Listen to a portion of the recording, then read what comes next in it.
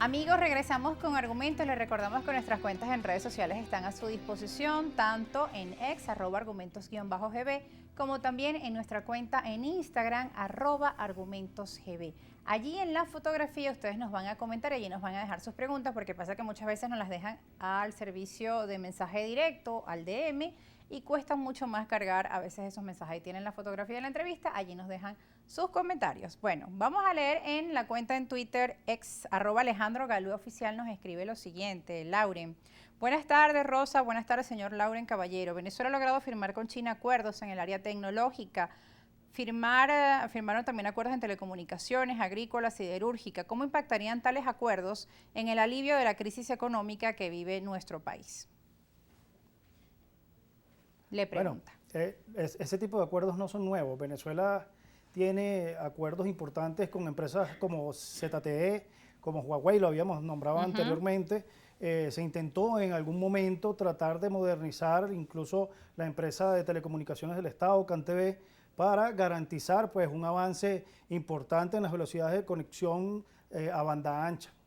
Eso ha ocurrido en la realidad, es decir, ¿cuál es la velocidad más alta que el proveedor de servicios del Estado, me refiero a CanTV, le brinda a los usuarios? ¿Qué pasó con Movilnet? Era una empresa importante de telecomunicaciones inalámbricas. ¿Qué pasó con esa empresa?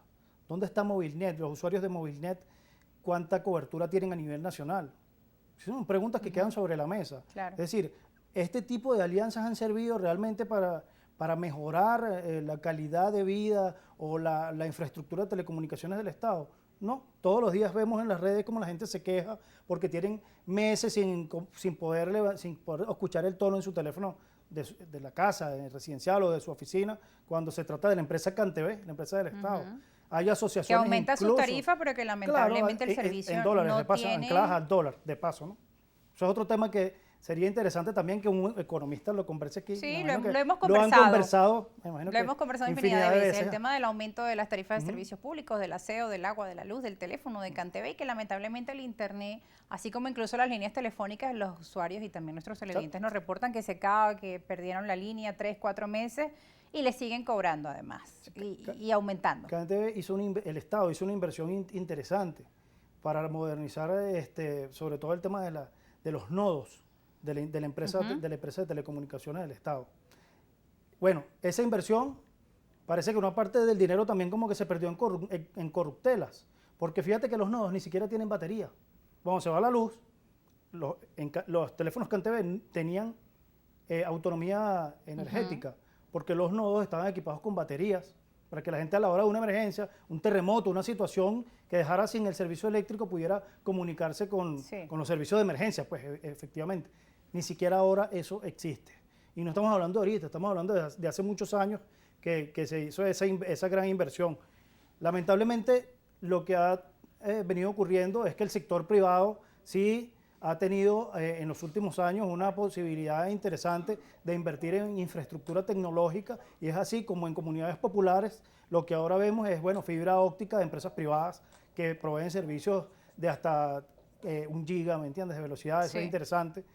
Que haya 100 megas de conectividad en un sector popular con fibra óptica es interesantísimo, pero no lo hizo la empresa del Estado, lo hicieron empresas privadas que te cobran el servicio más barato a $40. Pero ¿quieres que te cuente cómo es en el interior del país? En la frontera, en la frontera con Colombia, Estado Táchira, empresas transnacionales, sin ningún tipo de permiso por parte de Conatel ni nada por el estilo, trabajan de manera prácticamente clandestina mediante antenas, digamos, un servicio no satelital, sino vía aérea, por ondas de radio, obviamente, y así le venden internet colombiano a poblaciones enteras del Estado Táchira, incluso instituciones del Estado. ¿Y qué pasó con el tema de la seguridad nacional? ¿Y esa denuncia qué empresas son esas? No me sé exactamente los nombres de las empresas.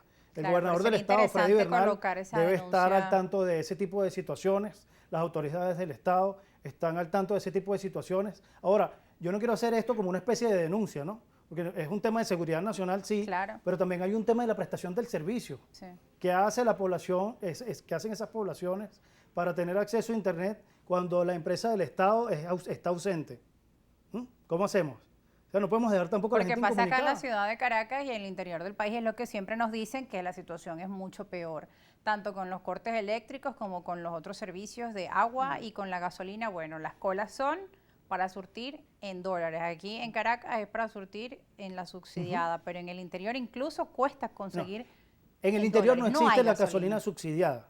Existe gasolina en dólares o en otro tipo de moneda extranjera. Y aún así en los es estados difícil. fronterizos, incluso hasta en Barinas, Okay. en un estado llanero, la gente paga con peso colombiano.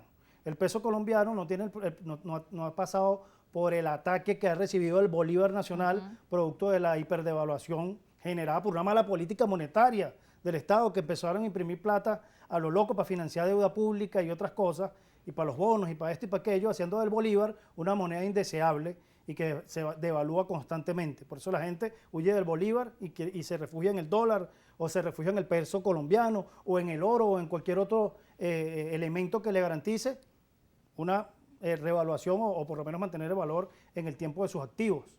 Entonces, de Barinas hacia adentro, mientras más te acercas a la frontera es peor. La gente funciona sobre todo con pesos. En Táchira tú vas a San Cristóbal y es en dólares. Pero si tú vas a los pueblos del Táchira a San Antonio, es peso colombiano. Y tú llevas un bolívar, y hay mucha gente que no conoce un bolívar, la moneda nacional, no saben qué es, ni qué se puede comprar con eso. Ni se alcanza por un pasaje o por un kilo de confunde yuca. cuando le dan el efectivo en bolívares, que compran, cómo hacen. Fíjese, aquí tiene otra pregunta, se la hace Daniel Caballero, es un comentario, le dice: Lauren, le pregunto por qué tanto pesimismo, viva La Guaira, continuará su crecimiento después de los lamentables sucesos del 99, los incendios en Tacoa, y le dice: pa'lante siempre, buenas tardes. Caballero también, Sí, de La Guaira. No es pesimismo, yo creo que es hacer comentarios acerca de la realidad. A mí me parece que en el caso de La Guaira particularmente, este tipo de comentarios que yo hago acá no pretenden ser un ataque hacia nadie. A mí me parece, de hecho, José Alejandro, que es el gobernador del estado, es mi amigo personal, tengo afecto particular por él, ¿me entiendes? Es una persona a la que respeto mucho, pero si este tipo de comentarios no se hacen, simple y sencillamente, ¿cómo mejora una gestión si los que están alrededor están siempre adulando a la persona, ¿me entiendes? Claro. Pasa lo mismo con el presidente, seguramente, no solamente con el presidente Maduro o con el expresidente Chávez, seguramente con todos los presidentes en el mundo, o la gente que tiene poder incluso a nivel empresarial, que su círculo cercano no es capaz de decirle cuáles son los errores. Y por no escuchar esas críticas, bueno, pasa lo que pasa, pues que la gente cree que está... Y tan importante que es la crítica y la autocrítica, y muchas veces lo vemos no solo en el gobierno nacional, sino en los partidos políticos. Sí. De todos los colores, que cuando hay alguna autocrítica, pues las personas son de inmediatamente descalificadas. Maestros en ese tema de la autocrítica son, no solamente en el gobierno, ¿no? Por eso sino en la oposición misma. La oposición democrática, que se autocalifica democrática, no es capaz de reflexionar acerca de un llamado de atención. Entonces la gente dice: mira, ¿no les parece a ustedes que sería mejor que se pongan de acuerdo y lleguen a un consenso sobre un determinado tema por el bien del país? Entonces, la persona que opina así es un traidor, un colaboracionista. Y no hay un debate, un intercambio de ideas o una argumentación, lo que hay es el descalificativo hacia la persona. Cuando la persona realiza una crítica de este tipo, pues también vemos que lo que hay es el ataque. ¿Cuánta falta hace esos debates de altura, ¿no? Sí, de argumentos? Un ejemplo claro, elecciones de diputados 2020. Yo fui candidato a diputado por mi estado. Y en ese momento cualquiera que se atreviera a decir: mira, es necesario que participemos en las elecciones, porque nosotros el único elemento que tenemos como derecho, además, para enfrentar la mala política gubernamental es el voto, porque se supone que somos demócratas, ¿no? Entonces vamos y votamos por aquella persona en la que creemos. Bueno, el argumento de los sectores que en ese momento estaban llamando a la abstención era que quien llamase a votar era un colaborador, un sinvergüenza, un alacrán y cualquier cantidad de epítetos descalificativos de los más bajos.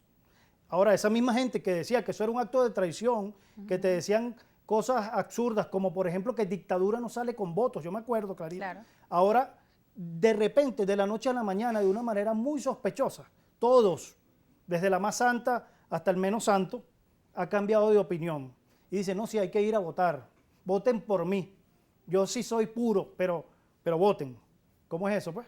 Hay un cambio de discurso, pero no hay una explicación tampoco a la gente de qué pasó. No hay una reflexión profunda acerca de: mira, sí, cometimos un error, cambiamos nuestra política ahora es esta porque efectivamente nos dimos cuenta que la abstención no conduce a nada. No hay una reflexión, no hay nada. Pero peor que eso es haber dejado todo un legado de sangre, de desmotivación, de venezolanos que se han ido y se siguen yendo del país. Y la desunión y roces que crearon dentro de la oposición con esos descalificativos como tú mencionas. Terrible, algo jamás. En lugar de crear unidad, pues se crearon más fracturas y divisiones dentro de la oposición como nunca. Creo que nunca antes se había presentado una oposición tan dividida. O si no, simplemente, mira, ¿sabes qué? Yo no creo en las elecciones, pero si tú crees, estás en tu derecho de participar. Ve, participa y te deseo el mejor de los éxitos. Yo creo en otra ruta, voy a aplicar, como yo soy una persona coherente, ¿verdad? Y creo en otra ruta, me voy a dedicar a trabajar por esa otra ruta. Pero hasta ahí, eso es tener altura a la hora de hacer política. Pero aquí no fue así. Aquí fue, mira, si tú no estás de acuerdo conmigo, eres de lo peor, eres un traidor. Y bueno, y eso también incide a la hora de, cuando hacemos la revisión de las encuestas y en el desánimo que tiene la población venezolana respecto a los políticos, porque desde la misma dirigencia se incentivó pues también el descalificativo, la lucha para descalificar al otro y no esa discusión con ideas, la discusión de las ideas, pues lamentablemente pasaron la página con eso. Nos vamos a la pausa, ya regresamos con más argumentos. Recuerde que vamos a seguir leyendo sus preguntas, no se aparten.